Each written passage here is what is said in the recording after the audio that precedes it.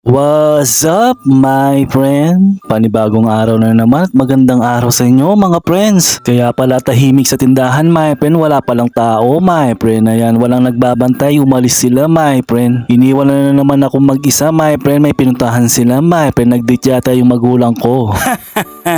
Mamaya ko na bubuksan yung tindahan, my friend, kasi walang masyadong paninda, my friend. Mamimili pa lang. Kaya ito, kakain muna tayo bago tayo mamili ng paninda natin sa palengke, my friend. Kaya nagluto muna ako ng kanton na may itlog, my friend. Siyempre, sinamahan ko ng kape. Habang kumakain nga ako, my friend, may bumibili kahit na nakasara yung tindahan, my friend. Siyempre tayo, tahimik lang sa loob para hindi halatang may tao sa tindahan, my friend.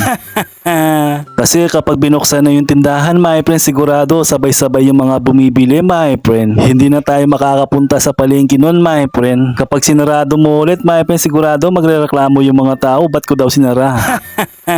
Joke lang. Pagkatapos natin kumain, my friend, eto nagbihis na ako kagad, my friend. Binasa lang yung buhok, my friend, para hindi halatang na hindi ako naligo, my friend. Pag uwi ko ng bahay, doon ko na lang bubuksan yung tindahan, my friend, habang wala pa yung mga magulang ko, my friend. Para tuloy-tuloy yung pagbabantay natin sa tindahan pagkatapos nating mamili ng paninda natin, my friend. Paglabas ko sa may kanto, my friend, ayan, buti naman maganda yung sikat ng araw, mainit sa labas, my friend. Sa ganda nga ng panahon, my friend, ayan, tagaktak na yung pawis natin, my friend. Alam mo yung hindi naligo. Alam mo yung hindi naligo, pawisan ka agad, my friend.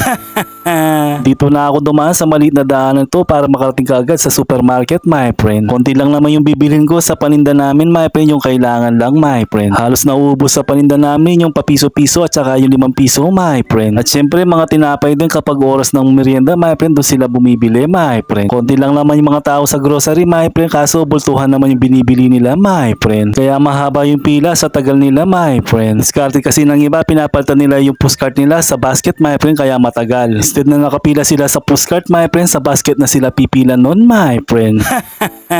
Yan lang yung mga pinamili ko, my friend. Mahalaga din yan, my friend, kasing halaga mo, my friend.